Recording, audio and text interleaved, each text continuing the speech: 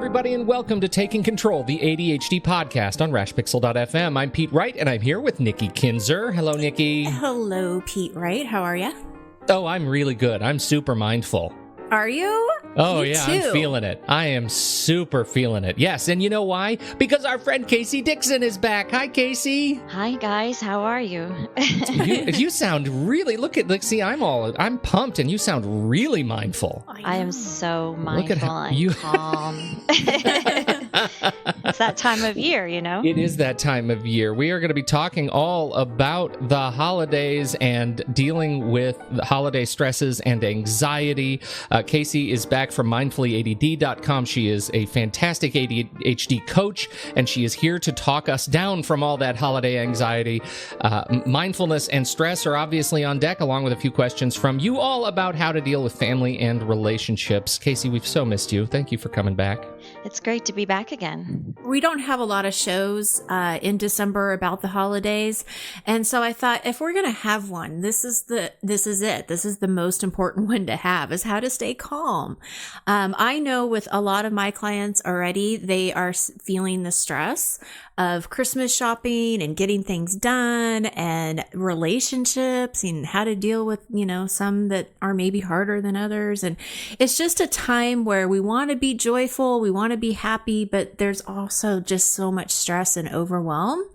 And I thought, let's talk about mindfulness. Let's get Casey back on the show and have us just be reminded about why this is important in our lives, not just in the holidays, but at any time. But I definitely think now is a great time to start, or to at least practice it and keep going with it if you've been doing it. That's right? That's really it, right? We don't want to stop. No, this is one of those things that we feel like if you're not doing it, now's the time to try, right? Because this is where your buttons are likely to be pushed. Well, and if you have holidays. been doing it, don't stop just because you're stressed. Yeah. So, Casey, tell us, what do you think? How do you remind people that this is such an important time to practice and mindfulness and be more intentional about that? Well, I think it, just like any time of year, what we know about mindfulness is that it will help us to feel the negative parts of the ADHD trait spectrum. So, if you're practicing mindfulness on a regular basis, you're going to feel less anxious, less chaotic, less driven by things that are like deadline driven and urgent, less likely to sort of randomly be guided by distractions and run around multitasking, trying to get things done, and help to sort of even out and temper your focus so that you can kind of rely on it more for when you do need to get those giant to-do lists done. So it's important to do it all year round. The more that you practice it and the more regularly you do it, the more you can rely on it to help you when things become stressful and sort of chaotic, like at this time of year. On the other hand, it's not a bad time to start either. Right. So if you, like you said, Pete, if you're not really doing it, now is a good time to sort of say, okay, what can I do to help support my energy at this time of year? Because we all know you need that. You know what just occurred to me, Casey, as you're using this language, it sounds an awful lot like something we talk about all the time, which is developing your trusted system, right? We count on these trusted life systems to help us. It's why we put our keys in the same bowl every day. It's why we put all our Post-its and bills on the minder board. It's why we do all these things. This is really a trusted mindfulness system, isn't it? Yeah, it falls into that category. And I think that word trust is really, really important. And I love that you're using that, because I think for a lot of folks with ADHD, they don't trust themselves to follow through on that big giant to-do list. They don't trust themselves to sort of be able to cope with the relatives that are coming to stay at the house during the holidays.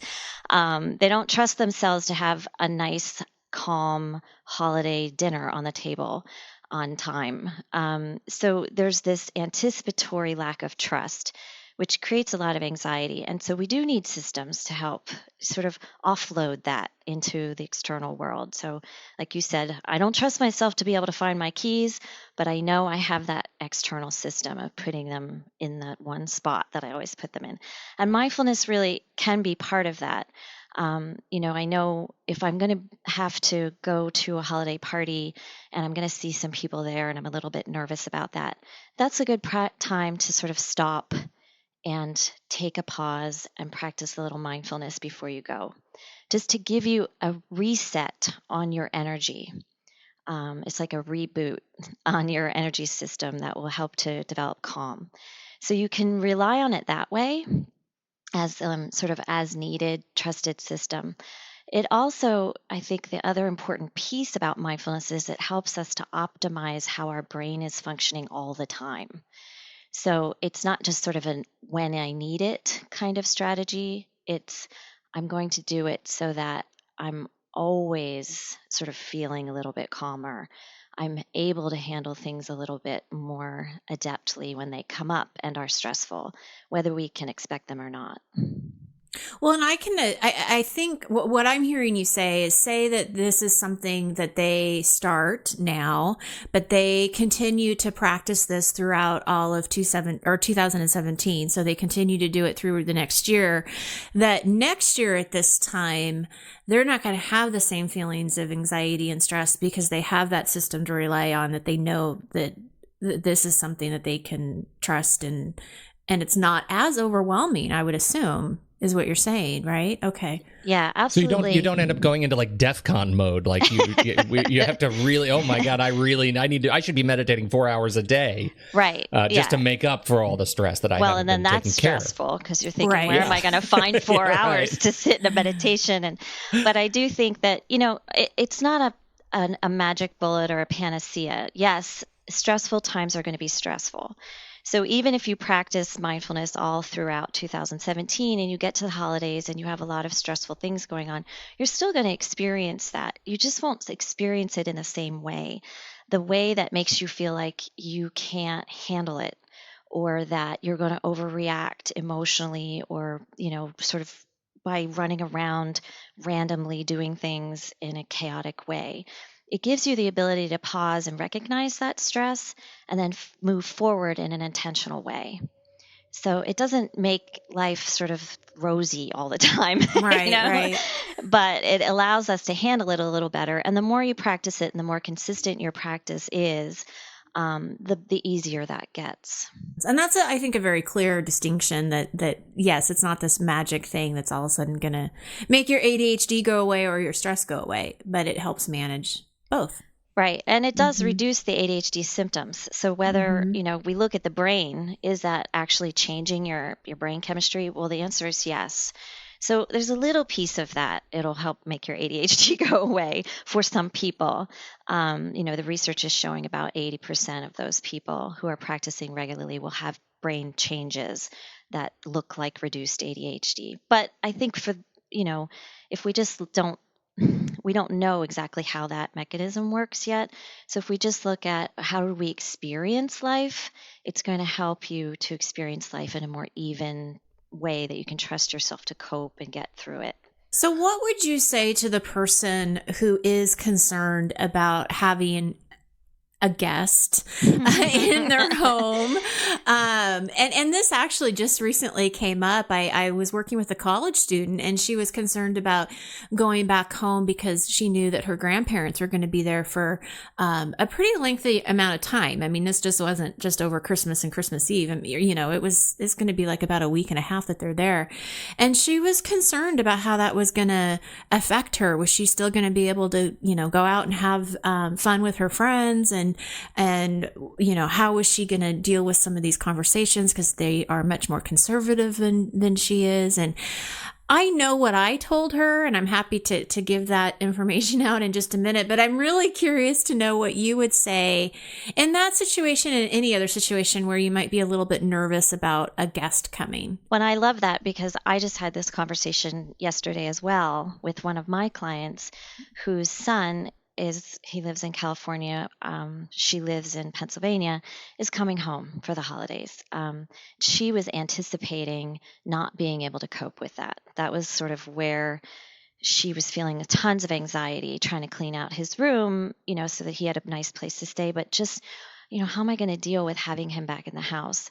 because they also had some lifestyle challenges where, there were going to be some tricky conversations. And so, basically, I think what your client and my client are doing right is noticing that there's some trepidation there, that you have to sort of be self-aware enough to say, hey, this is going to be an issue for me.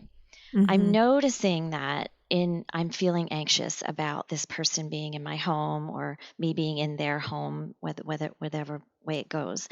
The second part of that is usually where people stop, which is this sort of, I anticipate feeling crummy about that and I'm nervous. And then they sort of, that's where they end. So instead of anticipating the negatives, is there a way to anticipate what you can do about it? So this is where that little bit of planning comes in. So as coaches, we ask questions, right? So we would say, okay, what would it look like if you were, for my client who said, I'm not going to be able to cope with having him in the house very well, I asked her, what would it look like if you were coping well with that situation? She assumed she wasn't going to cope well. Well, what would it look like if it was the opposite of that? And she really wasn't sure. Right. She's well, like, it's so I don't much know. easier, right? I mean, we default to, in many ways, the anxiety, right? That's a space of, sadly, it's a space of comfort. So it's easy to stop there and just anticipate the worst. Right, because that's where you're used to being too, in this sort of it's exasperated. home. Yeah, exactly. It's not a very pleasant home. No. So when I asked her what coping with having him in her house would look like, then eventually we were able to come up with a couple of things that were going to be more positive. For example, giving him the space and the freedom to be in his home where he grew up without her sort of always being in his face. She wanted to give him that, but she wasn't sure she knew how. So what would it look like if you were giving him a little bit of space to relax over the holidays? And, so coming up with questions that you can ask yourself, how am I going to make this visit help me with my energy and my stress and also be a pleasant outcome for, sort of a win-win. So I do think planning a little bit of strategy, those systems ahead of time for how you're going to minimize the stress and release tension when you have somebody in your home. So, I think for your college student, planning sometimes to get out of the house and spend time with her friends, and letting her grandparents know that when she sort of says, hey, welcome to our house. I'm here. Oh, by the way, I just want to let you know I'm going to be spending some time with my girlfriends too during the holidays or whatever. Also, Well, I think. go ahead. I'm sorry. Well, I think one of the things that people do is they anticipate all the topics that they shouldn't be talking about. Let's not talk about politics, or let's not talk about what are you doing with your life kind of issues. But I think one of the other things is to turn that on its head and say, okay, well, how about creating a list of topics that you should be talking about? Things that you and your family members or relatives can share and talk sort of amiably about, and have that as a sort of go-to. So when things start to get tense, you can pull out one of those topics. That's a great idea. And it's a great idea for them to be thinking about that rather than the negative, because that's almost pre-planning a little bit too. It's like, oh, I really do want to share this part of my life. And so I want to make sure that is something that I bring up and much more positive way to go about it. What I was going to say is what I had asked her is, if she'd had a conversation with her mom about how she was feeling, like, did her parents know that she was having these anxieties and these concerns? And she hadn't brought that up. And so that was one of the suggestions I had is, what do you think would happen if you brought this up to your mom? And we had that conversation of, well, she probably would be a little bit more understanding and kind of, again, I think, forecasting that, hey, this is something that's important to you. So be communicative or communicate that with your parents. Well, I have such a visceral memory of being that college student, right? Of being the college student that goes to school far away and has to get on a plane to go home for the holidays, and anticipating from the moment I left campus the demands that would be put on my time and my space and my emotional presence.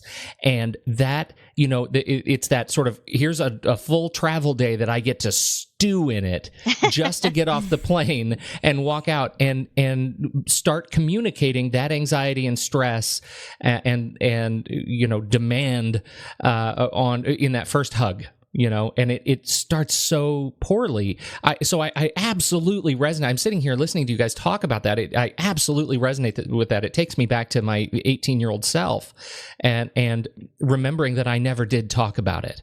I never did get off the plane and say, this is how I'm feeling, and I know this is going to be hard for both of us, but we need to be aware of it. Well, and it's so ironic that your client was the mother, Casey, and mine was the student. I know. So, I mean, isn't that funny? It's like they probably, and I'm sure that if you were to ask my students' parents, they're probably feeling a lot of anxiety about this too. Right. It's probably the same family. Oh, no. Wouldn't that be crazy?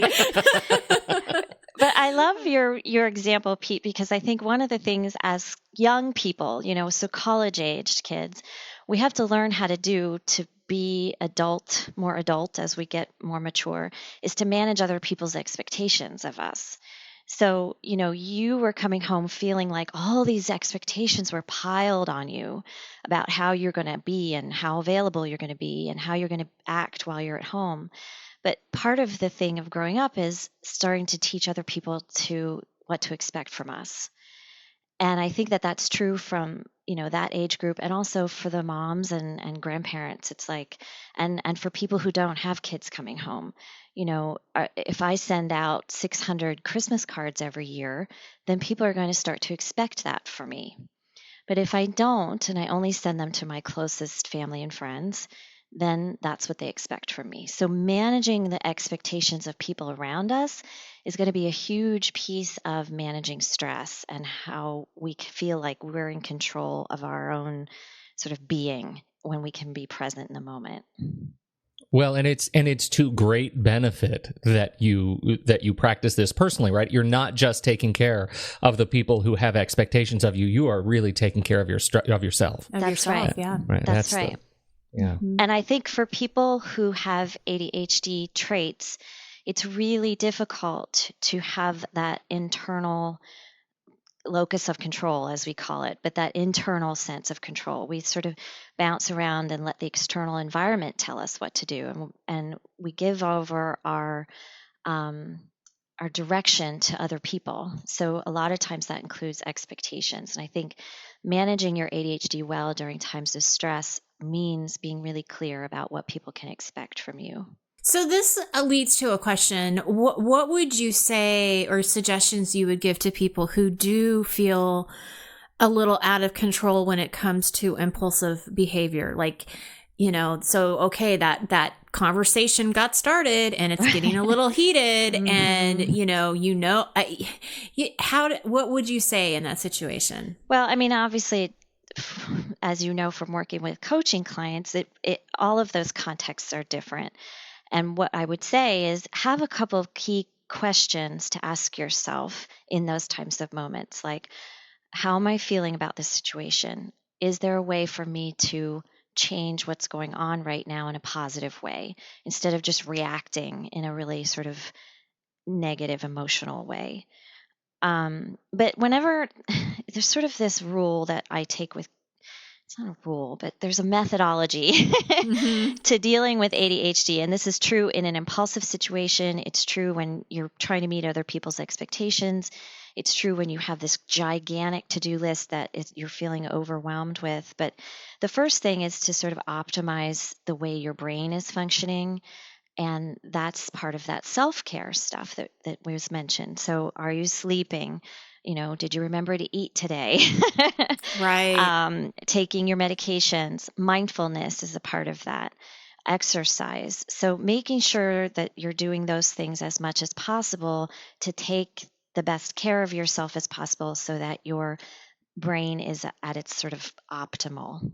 So that's the number one thing, because that will give you the ability to say, in that situation that you brought up, Nikki, like, wow, things are getting a little heated here. Mm-hmm. But if your brain isn't sort of present there, you might not even be able to stop and say, hey, things are getting a little heated here. You're just going to jump right in and start being impulsive because you didn't notice that this was a good time to pull back and to take a pause and to shift. So that's sort of the number one thing. And then the second part is obviously relying on those trusted structures that you were talking about, Pete. So, do I have a couple tactics that I can pull out of my toolbox in this moment, which would be have another topic to talk about. I had a client one time who, when she would go home for holidays, all of her great aunts would say, so why aren't you married yet? Mm-hmm. Yeah. And she was in her early 30s and really active, smart, intelligent, creative young woman, but that she would just feel this pressure. And so we came up with a couple of, tactics for her toolbox. And one was to just say, oh, can I get you another, beverage? And she, Aunt so-and-so, and she would go and get another, Would you like leave to the drink room. some more wine? Right, exactly. Can I refill your plate, or how's your son doing? Like a deflection.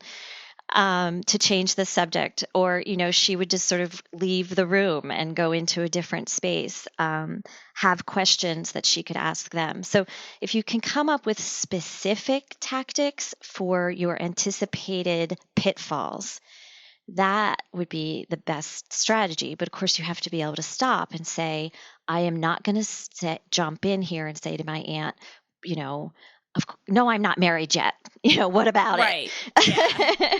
Back off, lady. Why do you always ask me that? So there, you have to be able to notice what's happening in the moment, pause, and pull out a helpful self-supportive tactic. And that's, I think, another, going back to the whole mindfulness thing, it gives you more of an ability to do that when you're practicing mindfulness regularly. I love this because, it reminds me, having just gone through Thanksgiving, I feel like I'm pretty present with where my own deficiencies are in this regard. And I have to come back to the fact that mindfulness, we've already mentioned, we've teased out meditation and these other tactics, but I think a lot of people still consider mindfulness meditation, right? And there are so many other things involved in practicing mindfulness every day. And some of the things you bring up really impact me. I am unable to be mindful in stressful situations if I have too much sugar in my system. And the holidays compromise me left and right because of all the sugar and alcohol and all of the things that go to making me less mindful. I need to find those strategies that allow me to cleanse my body, not just my mind. That's right. And I love that example because it's so specific. That pitfall that you are able to anticipate that's going to roadblock you might not be the same for somebody else. Sugar doesn't affect me that way. So, have at the cookies. But being able to... Dare to dream. I know, right? But being able to anticipate, okay, where are my specific energy drainers or things that throw a wrench into the works for me, and figuring out a couple specific tactics for those ahead of time can be incredibly empowering during these times of stress. So those are sort of looking at the things that make your energy go wacky or drain your energy. And I think, we have to flip that on its head too and say, okay, so we also want to look at the things that give us more energy during this time so that we can build it up as much as possible. No, when you were talking about, you're going into a family dinner and just sort of thinking about what your tactics might be or your tools, right, in your toolbox, one of the things that came to my mind when I was thinking so much was, Giving yourself a half hour before dinner starts, if you're not prepping, but if you're done with what you're doing, giving yourself some time by yourself to just sort of recenter, take a couple of deep breaths, kind of know that, okay, this is going to be a great evening, and just sort of have some of those positive affirmations, right? The things that do help, and then go into the situation, but allowing yourself to have those few moments before sitting down. And I think that that's really, important for everything that we do. If we know we're heading into something that is going to tax our energy a little bit, whether it's stressful or not, it could be wonderful, but still be hard work. We want to sort of give ourselves a little boost. I just want to notice two things in there. And the one is a half an hour. I can hear a lot of ADHD people saying, wait a minute. Oh. There's no totally. way. I've got people showing up at the door, and, I'm trying to watch the potatoes and do all this other stuff. That's just not going to happen. So one of the things that I think is helpful is to change that script just a hair by saying, I'm going to find somebody else who can help me to give myself a couple of moments. So I'm, stirring the green beans. I can say to my aunt, hey, can you watch these for just 3 minutes? Mm-hmm. I'm going to go out and stand in the backyard and look at the sky. Right, Yeah. right. And feel how my feet feel grounded to the earth just for a minute. And right there, you've given yourself a real gift of recentering, kind of rebooting your energy. So it doesn't have to be a big thing. I mean, half an hour would be great, but Yeah, right. Yeah. Well, and when I said that, I'm like, unless you're prepping, because you're not going to have that half hour at all. No, you're absolutely well, right. and I love think that's that. a great example, though, of how we roadblock ourselves, right? Oh, I don't have a half an hour, so I guess that because I'm prepping, I just simply can't do it. So that's where we had to catch that self-roadblocking thing.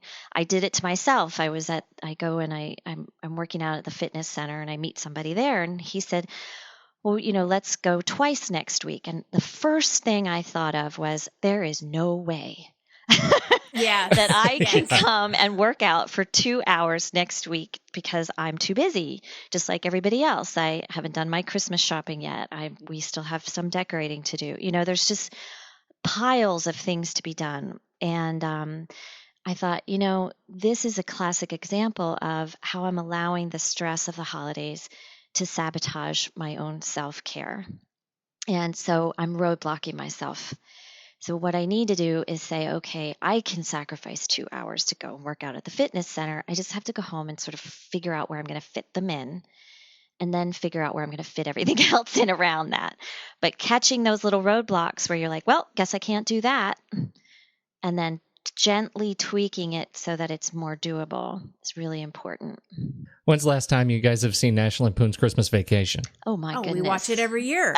Every year, right? For the last 17 years, Christmas Eve, that's our holiday movie. That's and hilarious. we have a line, my wife and I, between us from that movie that actually exemplifies this when we're being asked for too much and we need to redirect. We'll look at our watch and say, oh, woo, look at the time. I got to get to bed. Still got to brush my teeth, feed the hog, still got some homework to do, got those bills to pay, wash the car. It is the best line from it's like an amazing gift from that movie for people who are struggling with redirection and ADHD. There you They go. use it all the time. I got to feed the hog, sorry. Got to feed the hog, got homework to do, got those bills to pay. Well, and I think what you said there, though, it's really classic, is that, when I'm being asked for too much is when we want to pull out some sort of deflection or self-rescuing system.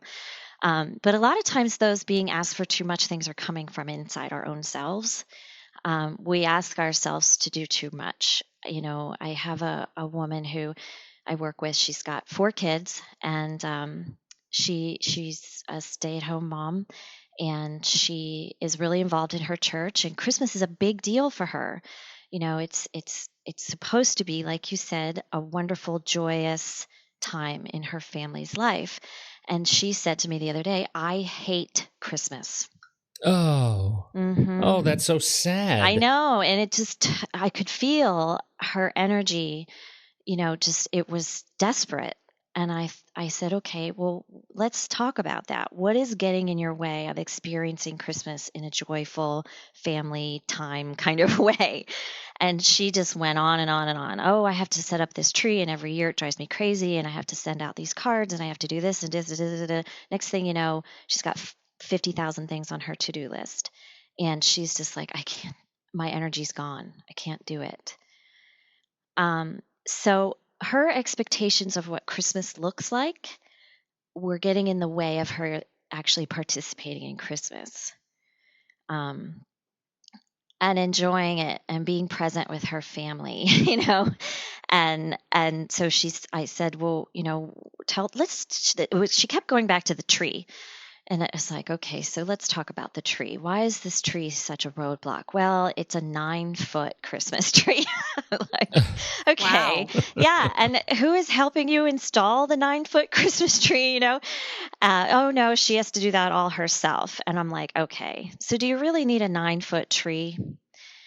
So do you really need to have giant stockings for everybody in the family? Do you really need to have 4 gifts for each of the 4 kids? She has these very ideal expectations for what Christmas should look like, and setting herself up for failure because she's never going to get all of that done. It's never going to be perfect. So this goes back to that sort of perfectionism problem that a lot of people with ADHD experience. So one of the things that I also like to do when you are looking at that giant to-do list, like I got to do my homework and feed the hogs and pay the bills and all that other stuff. But it's, okay, dump all that stuff out, do a brain dump, write it all down. This is everything that I have to do in order to feel ready for Christmas. And then attack your list. So, it's sort of like wrestling with the beast. You just say, okay, what can I cross off of this list that are not have-tos? They're just optionals, right? They might be nice, but let's just cross them off. And then are there things that we can cut down in size or scope? So, do I have to go to all of the Christmas parties or Hanukkah parties or whatever, any kind of holiday party that I was invited to? Or can I just pick 1 or 2? Do I need a 9-foot Christmas tree, or could I do a tabletop Christmas tree instead? Let's try to get this under control a little bit. And then to ask for help with things. Can I get some help? Can people share in the burden of wrapping gifts or, decorating or what have you? So getting that to-do list under control will also help preserve your energy, so that when you're sitting around the table and your aunt says, hey, why aren't you married yet? You don't explode. So it's all part of the same system. Well, and I don't know if maybe this is just me, but I have to remind myself in certain situations to be mindful. So over Thanksgiving, my whole family got together, and I have a very small family. So it was really neat to see my side of the family all together at one time. And I remember taking a moment and just sort of almost taking a picture in my mind of all of these people together, in the same place. And I have to just sort of remind myself, be mindful, be in the present. Don't think about anything else. And I can see myself doing that at Christmas too. We've got a couple of dinners and just sort of reminding yourself, okay, just take a moment and observe Right. what's around you. And that's, again, easier to do if you practice, that's that stop practice, which is you stopped in the middle of that Thanksgiving dinner and you took a breath and you observed what was going on around you in a really intense kind of way. And then you were able to proceed with a sense of presence, right? Mm-hmm. Right, exactly. So that's that stop practice. You stop, take a breath, observe, and proceed. And that takes practice. So I've been practicing. You're doing really well. I'm impressed. But reminding yourself, but reminding yourself to do that ahead of time, though, I think can be really helpful. And as we know, for folks who have ADHD, doing external reminders is a huge piece of that, sort of trusted strategies that work. So put up a sign, a sticky note in the inside of your cupboard that says, okay, notice what's going on right now. Notice. Oh, it's so powerful. Yeah, very powerful. We say breathe, which I think does connect us to our body, and that's lovely, but I think noticing is also part of that. This is, as always, Casey, a wonderful conversation. Thank you for lending your insights to the holidays today. We sure appreciate it. I know we have a couple of downloads that we are making available off of Take Control ADHD. We've got an organizing for the holidays and a vacation planning checklist that many people have used and found to be helpful. And I will put links to those in the show notes. And Casey, for you, what can you plug today? What would you like to share with the folks? Well, as always, if people with ADHD wanted to develop the mindfulness habit, they can check out my website, mindfullyadd.com. It's a membership site that has over 40 mindfulness practices that are specifically designed for people with ADHD, and some inspirational articles and how-tos and those kinds of things. So that's sort of, I think, what would be the most helpful for people during this holiday season. And I just have to say, I put this on my Facebook page the other day recommending it, and one of your members chimed in and said, I love this site. Oh, really? Oh, that's yes. really cool. I missed that. That's exciting. Good. So you've got a good review out there. Excellent. So you guys need to check it out. Yeah, thank you for sharing. I'm sure you have more that. than one. I hope so, but we love to cross-pollinate good reviews, though. That's fantastic.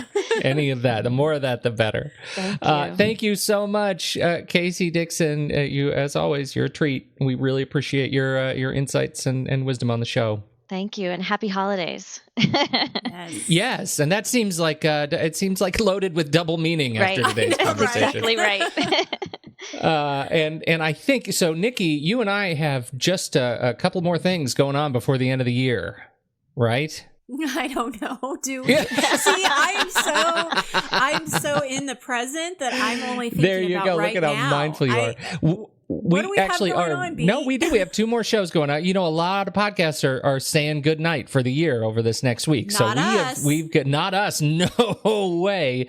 I've got a gifts for the ADHD buyer episode coming up, my digital episode next week, and then we've got our last episode of the year is a Q&A episode. That's right. And I wanted to give you a chance to pitch that. Well, today. I want people to ask us any question that they have. So if they have a question about a past show, or they have a question just for me and Pete, like, how do we know each other? I don't know if you guys even care about that, but you may care, and we'll tell you. Anything, any kind of question that you have, any comment, any suggestion that you would like to see in the upcoming year, we would love to hear. But yes, we wanted to dedicate the last show of 2016 for you, the listeners. And so please submit those as quickly as possible, because I'm not exactly sure when we're recording it. So I want to make sure I have everything. I'll tell you. So we need it in the next, before the 16th. Yeah. When we need it. We need these things before the 16th. So by the time you hear this, you only got a couple of days left to get those questions in. So let us know, and we'll get them answered.